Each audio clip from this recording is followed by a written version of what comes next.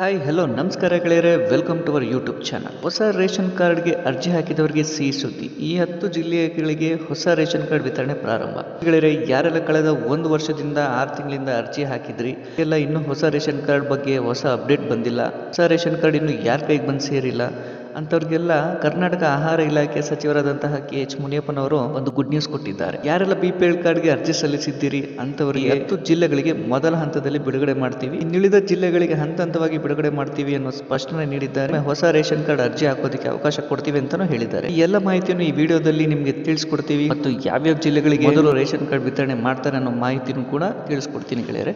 So ವಿಡಿಯೋನ ಎಲ್ಲೂ skip ಮಾಡದೆ ಸಂಪೂರ್ಣವಾಗಿ ನೋಡಿ. ಹಾಗೆ ಯಾರೆಲ್ಲ ನಮ್ಮ ಯೂಟ್ಯೂಬ್ ಚಾನಲ್ಗೆ ಸಬ್ಸ್ಕ್ರೈಬ್ ಆಗಿಲ್ವೋ ದಯವಿಟ್ಟು ಸಬ್ಸ್ಕ್ರೈಬ್ ಮಾಡ್ಕೊಳ್ಳಿ, ಹಾಗೆ ಬೆಲ್ ಬಟನ್ ಪ್ರೆಸ್ ಮಾಡಿ ಗೆಳೆಯರೆ. ನಾವು ಇನ್ನೂ ಹೆಚ್ಚಿನ ಉಪಯುಕ್ತವಾದ ಪ್ರಯೋಜನಕಾರಿ ವಿಡಿಯೋಗಳನ್ನ ಮಾಡೋದಕ್ಕೆ ನಮಗೆ ಸಪೋರ್ಟ್ ಮಾಡಿ ಅಂತ ಹೇಳ್ತಾ ಬನ್ನಿ ಗೆಳೆಯರೆ, ವಿಡಿಯೋ ಶುರು ಮಾಡೋಣ. ಹೌದು, ಯಾರೆಲ್ಲ ಕಳೆದ 1 ವರ್ಷದಿಂದ 6 ತಿಂಗಳಿಂದ 3 ತಿಂಗಳಿಂದ ಅರ್ಜಿ ಹಾಕಿ ಹೊಸ ಕಾರ್ಡ್ ವಿತರಣೆಗಾಗಿ ಕಾಯ್ತಾ ಇದ್ರಿ ಅಂತವ್ರಿಗೆಲ್ಲ ಮಾನ್ಯ ಆಹಾರ ಇಲಾಖೆ ಸಚಿವರಾದಂತಹ KH ಮುನಿಯಪ್ಪನವರು ಒಂದು ಗುಡ್ ನ್ಯೂಸ್ ತಿಳಿಸಿದ್ದಾರೆ. ನಿಮ್ಗೆಲ್ಲ ಗೊತ್ತಿರೋ ಹಾಗೆ BPL ರೇಷನ್ ಕಾರ್ಡ್ ಎಷ್ಟು ಮುಖ್ಯ ಅಂತ, ಯಾವುದೇ ಸರ್ಕಾರದ ಯೋಜನೆಗಳ ಲಾಭ ಪಡ್ಕೊಳ್ಳೋದಕ್ಕೆ ಇದು ತುಂಬಾ ಮುಖ್ಯವಾಗಿದೆ. ಯಾರೆಲ್ಲ ಮೊದಲು APL ಮತ್ತು BPL ಕಾರ್ಡ್ಗೆ ಅರ್ಜಿ ಹಾಕಿದ್ರು ಅಂತವ್ರಲ್ಲಿ APL ಕಾರ್ಡ್ಗಳು ಆದಷ್ಟು ಬೇಗ ಸಿಗುತ್ತೆ, ಆದ್ರೆ BPL ಕಾರ್ಡ್ ಅರ್ಜಿದಾರರಿಗೆ ಸುಲಭವಾಗಿ ಸಿಗಲ್ಲ. ಯಾಕಂದ್ರೆ ಇದೀಗ ಬಂದಿರೋ ವಿಚಾರದ ಪ್ರಕಾರ ತುಂಬಾ ನಕಲಿ ದಾಖಲೆಗಳನ್ನ ಕೊಟ್ಟು ಹೊಸ ರೇಷನ್ ಕಾರ್ಡ್ಗೆ ಅರ್ಜಿ ಹಾಕ್ತಿದ್ದಾರೆ. ಅದಕ್ಕಾಗಿ ಸರ್ಕಾರ KYC ಅನ್ನು ಕಡ್ಡಾಯ ಮಾಡ್ತಿದೆ ಗೆಳೆಯರೆ. ಇದನ್ನ ಯಾರು ಕೂಡ ಸೀರಿಯಸ್ ಆಗಿ ತಗೊಂಡು ಕಾಣಿಸ್ತಿಲ್ಲ.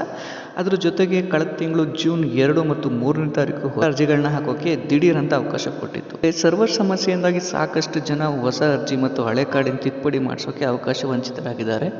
ಯೋಚನೆ ಮಾಡೋ ಅವಶ್ಯಕತೆ ಇಲ್ಲ, ಮತ್ತೊಮ್ಮೆ ಅವಕಾಶ ನೀಡೋದಾಗಿ ಸಚಿವರು ತಿಳಿಸಿದ್ದಾರೆ. ಯಾವಾಗ ಅಂದ್ರೆ ಈ ಮೊದಲು ಅರ್ಜಿ ಹಾಕಿದವರಿಗೆ, ಅಂದ್ರೆ ಮೊದಲು ಯಾರು 1 ವರ್ಷದಿಂದ 6 ತಿಂಗಳಿಂದ 3 ತಿಂಗಳಿಂದ ಅರ್ಜಿ ಹಾಕಿದವರಿಗೆ ವಿಲೇವಾರಿ ಮಾಡಿ ತರ ಮತ್ತೊಮ್ಮೆ ಅವಕಾಶ ಕೊಡ್ತಾರೆ ಗೆಳೆಯರೆ.